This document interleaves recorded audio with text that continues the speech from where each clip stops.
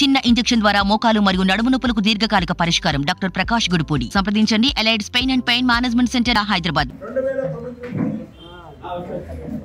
2024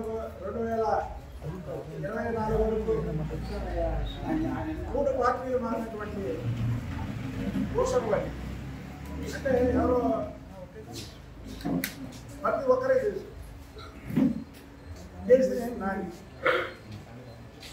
ఒక చేతులు ఒక క్యారెక్టర్ లేనటువంటి వ్యక్తి 2009 నుంచి 2014 వరకు 3 పార్టీలు, ప్రజారాజ్యం, తెలుగుదేశం, వైసీపీ. మధ్యలో ప్రజారాజ్యం నుంచి తెలుగుదేశం పార్టీ చేరేందుకు ఆ రోజు పార్లమెంట్ మెంబర్గా ఉన్నటువంటి లగడపాటి రాజగోపాల్కి ఫోన్ చేసి, నేను మిమ్మల్ని కలుపుతా, మీ పార్టీలో చేరతానంటే, బాబోయ్ నువ్వు వచ్చి కలిస్తే కొన్ని వర్గాల ఓట్లు మా పార్టీకి పడదు, ఇక్కడ వద్దు, మమ్మల్ని ఇక్కడ కలవద్దు విజయవాడ అంటే సీక్రెట్గా ఆ రోజు ఉన్నటువంటి పార్లమెంట్ మెంబర్ రాజగోపాల్ని నా గురించి గన్నవరం రమ్మని, గన్నవరంలో పీటీ అయ్యాడు. అంటే ప్రజలు అతన్ని అంత చీప్ కొడతారు అని లగడపాటి రాజగోపాల్ ఆ రోజే అతని ఉద్యోగాల కలవడం ఇష్టపడాల. అలాంటి వ్యక్తి ఇవాళ ఇంకో విషయం ఏంటంటే వైసీపీ పార్టీ దుస్థితి చూసి నవ్వుతుంది. వారం రోజుల ముందు జగన్ పని అయిపోయిందన్న వ్యక్తి జగన్మోహన్ రెడ్డికి తెలిసి కండవా కూడా వేసుకోకుండా పార్లమెంట్ సీట్ ఇచ్చాడంటే వైసీపీ దుస్థితి ఏ రకంగా ఉందో ప్రజలు ఆలోచించుకోండి. దానికి పోటీ చేయడానికి క్యాండిడేట్లే లేరు. కేసీఆర్ నాని చెప్పాడు, నాకు చంద్రబాబు నాయుడు గారు నన్ను పట్టించుకోవట్లా, నన్ను వచ్చేస్తున్నాడు, లేకపోతే నా వ్యతిరేకులకు భగవరేస్తున్నాడు అని అనేక సార్లు చెప్పాడు. నిజమే, చంద్రబాబు నాయుడు గారు ఇతను నిజంగానే పట్టించుకోవాలి. ఎందుకు పట్టించుకోలేదంటే 2014లో గెలిచిన కాంతి కూడా ఇతను ఒక శాడిస్ట్ పద్ధతిలో బిహేవ్ చేస్తున్నాడు. శాడిస్ట్ పద్ధతిలో బిహేవ్ చేస్తుంది. మీరు చూసుకోండి, ఇవాళ కేసీఆర్ నాని పార్టీ మారాడని చెప్పడం కాదు. గుంటూరు పార్లమెంట్ సభ్యుడు గల్లా దిగావు ఒక జెంట్లమ్యాన్. అతన్ని రాజధానికి సంబంధించినటువంటి కంపెనీలో కానీ లేదా ప్రభుత్వానికి సంబంధించిన ఇతర కంపెనీల్లో కానీ పక్కన ఉన్నటువంటి జేడీఎంకి మెంబర్గా వేసాడు. కానీ ఏ రోజు కూడా ఈ శాడిస్ట్ నానికి ఏ రోజు చేయలేదు చంద్రబాబు గారు. ఇది ఈ రోజు కాదు, 2014 నుంచే ఇతన్ని దూరం పెట్టడం జరిగింది. 2019లో ఎలా ఇచ్చారు సీట్ అంటారేమో. 2019లో ఉన్నటువంటి ఎంపీలందరూ కూడా ఎవరైతే ఉన్నారో అందరు ఎంపీలకు కూడా సీట్లు ఇవ్వడం జరిగింది. దాంట్లో సరే ఇతను కూడా ఎందుకు శాడిస్ట్ అయినా అని ఇవ్వడం. ఆ శాడిస్ట్ ముందు సైకిల్ అయిపోయాడు 2019లో కలవాలి. ఇక డైరెక్ట్ అప్పుడు అంతకుముందు అక్కడ ఇక్కడ చంద్రబాబు గారి మీద ప్రభుత్వం మీద మాట్లాడినటువంటి వ్యక్తి పెట్రోల్లో చంద్రబాబు గారి మీద లేకపోతే నాణ్యదో లేకపోతే జయదేవ్ మీద లేకపోతే దేవిని ఉమా మీద లేకపోతే లోకేష్ బాబు గారి మీద ఇట్లా పెట్టడం మొదలుపెట్టాడు. కేసీనేని నానికి టిక్కెట్ పార్టీ ఇవ్వదనేది చిన్నపిల్లలు అడిగి చెప్తాడు రాష్ట్రంలో. ఎందుకంటే కేసీనేని నోటి తోలకే కేసీనేని నానికి టికెట్ ఇవ్వడానికి. చంద్రబాబు నాయుడు గారు అక్రమ అరెస్టు సందర్భంగా కూడా అతను చేసింది ఏంటి? ఏం చేసావు ఆయన? చంద్రబాబు నాయుడు గారు జైలు బాగా బాగుండవు బతులు కొట్టాడు. ఆయన తీసుకొచ్చాడు అండగా నమ్మటాను. చంద్రబాబు నాయుడికి నువ్వంటే ఏంటి?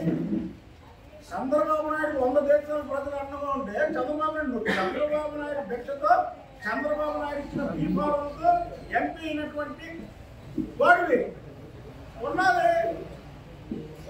చంద్రబాబు గారు ఆ కోర్టుకి వెళ్తే మనం ఉన్నాడు ఒక అన్నది.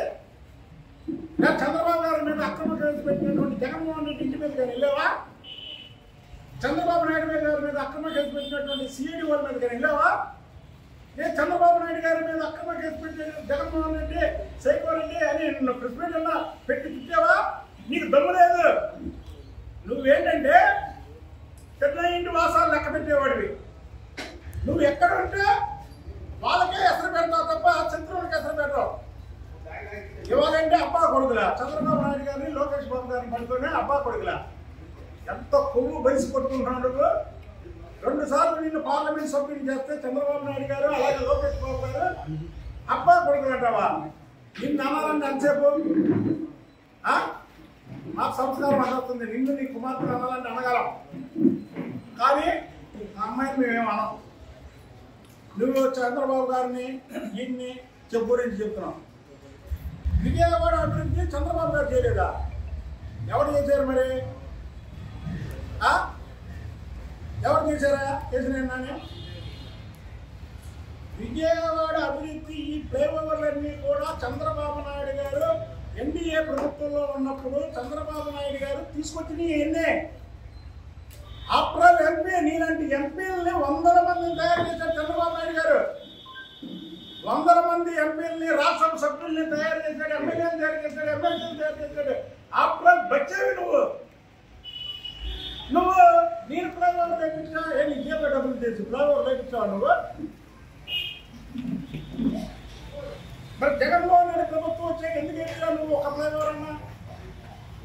మీరు చూసుకోండి, కనదుర్గమ్మ ఫ్లైఓవర్ కానీ. ఇంట్లో ఎవరన్నా ఆడపిల్ల పడితే సూర్యకాంతం అని పేరు పెట్టాలంటే అయ్యో కయ్యారు అనుకుంటారని సూర్యకాంతం పేరు పెట్టేవాళ్ళు కాదు ఎవరు.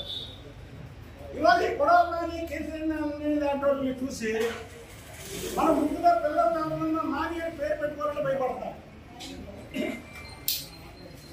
బతుకు ఆఖరికి జనాలు చీకొట్టే అంత హీన స్థితికి వెళ్ళిపోయింది. వీళ్ళు విజయవాడ అభివృద్ధి చేసేవాడప్పుడు, జిల్లాను అభివృద్ధి చేసేవాడప్పుడు, జిల్లా మంత్రి ఒకడు, ఎంపీ ఒకడు. ప్రత్యేకంలో ఏం మాట్లాడుతున్నాడో తెలియని వ్యక్తి ఇవాళ పార్టీ మారి అసలు ఏంటి నా పరిస్థితి ఎలాగైపోయింది. మన నేను ప్రెస్ మీట్ పెడితే అదే తెలుగుదేశం పార్టీలో ఉంటే పెట్టుకులో పెట్టేవాడే దాని రోజు బుస్కుని. ఇప్పుడు బుస్కు అయిపోయాడు. ఇప్పుడు బుస్కు మాట్లాడితే మొత్తం అన్ని చేస్తాం. అయ్యా కేసీఆర్ నాని నువ్వు నిజాయితీ పరుడు అంటావు, నువ్వు ఆనిస్ట్ అంటావు, నువ్వు అవినీతి పరుడు కాదు అంటావు. నువ్వు ఎంత అవినీతి పరుడువో నేను రుజువు చేస్తాను. చర్చకు వస్తావా? ఒకటి. రెండోది, నా పేరు ఎత్తకుండా మా మీద ఎత్తే నిందల గురించి చర్చకు వస్తావా? దాని గురించి కూడా తర్వాత నెక్స్ట్ ఉంది మళ్ళీ నీవు. 2, నువ్వు 2019లో నీ అఫిడవిట్లో ఏదైతే నువ్వు బ్యాంకుల గురించి ఈ ఫలానా బ్యాంకుకి ఎంత, ఫలానా బ్యాంకుకి ఎంత, నా ఆస్తి ఎంత అని వేసావు 2019లో. అదంతా కాపీ ఇస్తాను మీకు. ఒక బ్యాంకులో డబ్బులు అనేది ప్రజాధనం. అది ప్రతి ఒక్కరికి తెలుసు, ప్రజాధనం. ప్రజలు ఒక 10 రూపాయల వడ్డీతో 60 పైసల వడ్డీతో బ్యాంకులు వేస్తారు. వీళ్ళు 70 పైసల వడ్డీతో 80 పైసల వడ్డీతో వీళ్ళు తీసుకుంటారు. నీవు బ్యాంకులకు తీసుకున్న డబ్బు ఏ బ్యాంకులకు జమ కట్టావు? నువ్వు బ్యాంకులకి కట్టాల్సిన సొమ్ము ఎంత? ఈ ఏరియాలో ఏ బ్యాంక్కి అంతంత కట్టావు? నువ్వు నిజాయితీ పరుడు కదా, నీ దగ్గర ఆస్తులు ఉన్నాయి కదా, నీవు పెద్ద స్టార్ హోటల్ ఉంది కదా, నీకు లంకంత ఇల్లు ఉంది కదా, పెద్ద కేసీఆర్ భవనం ఉంది కదా, విజయవాడ నడిపట్టిన. నువ్వు ఎందుకని బ్యాంకులకి డబ్బులు కట్టట్లేదు? బ్యాంకులు ఎవరమ్మ సొత్తు, ప్రజల సొత్తు. నువ్వు బ్యాంకులకి ఎందుకు కట్టన్నా చెప్పు. నువ్వు నిజాయితీ పరండి. నేను భూ కబ్జాదారుగా, ఎవడు భూ కబ్జాదారుడు, ఎవడు నిజాయితీ నిజాయితీ పరులే కా నువ్వు కా నాకు చూపి. నేను 2014 నుంచి 2015 నుంచి 2021 వరకు నేను శాసనమండలి సభ్యులుగా ఉన్నా. ఏ పత్రికలోనన్నా లేకపోతే ఏ మీడియాలోనన్నా బుద్ధానికన్నా పలానా చోట భూకా చేశాడని వచ్చిందా? ఆఖరి నీ సాక్షి పేపర్లో వచ్చిందా? నీ సైకో పేపర్లో వచ్చిందా? నువ్వు పక్క స్థలము ఆ సుబ్బారావు స్థలం ఆక్రమించుకుని వచ్చింది. నూజివేడులో పొలాలు ఆక్రమించుకున్నామని వచ్చింది. ఇవాళ అంటాడు చంద్రబాబుకి మళ్ళీ ఆపోజిట్ చూడండి. అలాగే మేమంటే మళ్ళీ ఇప్పుడు చంద్రబాబు గారు కదా రాజధాని ఇక్కడ పెట్టద్దు, రాజధాని అక్కడి నుంచి ఎక్కడి నుంచి నాగార్జున యూనివర్సిటీ నుంచి గన్నవరం దాకా పెట్టమన్నాడు. ఎందుకంటే పెట్టమన్నాడంటే ఎన్నికల బోర్డులో ఈయనకి స్థలాలు ఉన్నాయి. ఆ స్థలాలు డబల్ రేటు దొరుకుతామని ఈయన స్థలాలు ఉన్న వైపు పెట్టమన్నాడండి. అది పెద్ద భూస్కామ్ అంట. ఏది అమరావతి అనేది పెద్ద భూస్కామ్. ఆ అమరావతి దీక్షలు చేస్తున్న సమయంలో అక్కడ మైకు పట్టుకొని ఎన్నిసార్లు మాట్లాడావు నువ్వు ఎంత ఓపెన్ వెళ్ళి నీ నోటుకు వచ్చినట్టు మాట్లాడతావని చంద్రబాబు నాయుడు గారిని ఏ కంపెనీ లేదా ప్రభుత్వానికి సంబంధించినటువంటి 2014 నుంచి 2019 వరకు ప్రభుత్వానికి సంబంధించినటువంటి ఏ కంపెనీ లేదు. 2019లో 3 ఎంపీలు గెలిస్తే గల్లా జయదేవ్కి parliamentary party Telugu Desam party parliamentary party లీడర్గా వచ్చాడు. పోలింగ్ పేరు సభ్యుడిగా ఇచ్చాడు. అలాగే ఎర్రనాయుడు గారు అబ్బాయి రామ్మోహన్ నాయుడు గారికి పోలింగ్ పేరు మెంబర్ ఇచ్చారు. జాతీయ తెలుగుదేశం పార్టీ ప్రధాన కార్యదర్శి ఇచ్చారు. నీకే పదవి ఇచ్చారు? నీకేమైనా పదవి ఇచ్చారా? ఎందుకు ఎవరో తెలుసా నీకు? నువ్వు విశ్వాసం లేని వ్యక్తివి. నీ నోటు వాదన ఎక్కువైంది. ఏదో అందరితో పాటు సీట్ ఇచ్చాం కానీ వీటిని ఎంకరేజ్ చేయకూడదు అనే ఒక తలంపుతోనే నీకు కూడా 2 ఎంపీలకి పక్కనున్న ఎంపీకి ప్రభుత్వంలో ఆ రోజు 2014-2019 అన్ని కమిటీల్లో స్థానం ఇచ్చి తర్వాత ప్రభుత్వం పోయిన తర్వాత కూడా పార్టీలో 10 ఫ్లోర్ లీడర్లు ఇచ్చి నీకు కనీసం ఏ పదవి లేదంటే నీ నోటి ద్వారా అన్నం పెట్టించేది కొరకుతో నిన్న ఇంటి వాస లెక్క పెడతాం, తల్లి పాలతో తాకి తల్లి రొమ్మును గుద్దుతో. కాబట్టి నిన్ను చంద్రబాబు నాయుడు గారు దూరంగా పెట్టుకొచ్చాడు. ఈరోజు సభకు నిజంగా నువ్వే పెట్టావు. పెట్టడంలో ఏమి మంది రావద్దన్నారు, నా జోక్యం కలెక్ట్ చేసుకోవద్దన్నారు. నువ్వు మంచివాడు అయితే ఎందుకు చేసుకోవద్దన్నాడు? ఎవరికైనా చెప్పారా? నువ్వు తిరుపూరు వెళ్ళి 50 నిమిషాలు వీరంగం చేసావే తిరుపూరు పార్టీ ఆఫీసులో. ఒక దళిత వర్గానికి చెందినటువంటి వ్యక్తి దాదాపు 50 లక్షల రూపాయలు ఖర్చు పెట్టుకుని పార్టీ ఆఫీస్ కడితే అందులోకి వెళ్ళి వీరంగం చేశాడు. ఏ తాడేపల్లి ప్యాలెస్కి వెళ్ళాక మనం వీరంగం చేయలేదు. అక్కడ ముట్టి మీద పడతారు అక్కడికి వెళ్ళి జాతర. ఇదే భూజమాను కాదండి, పిల్లలు అంటారు. కాబట్టి అక్కడికి వెళ్ళి సైలెంట్గా కండవ వేసుకొని వచ్చాడు. ఈ సైకోకి ఆ సైకో సరిపోయింది. మరిన్ని వీడియోస్ కోసం ఛానల్ ని సబ్స్క్రైబ్ చేయండి. లేటెస్ట్ అప్డేట్స్ కోసం వాట్సాప్ ఛానల్ ని ఫాలో చేయండి. అండ్ లింక్ డిస్క్రిప్షన్ లో ఉంది.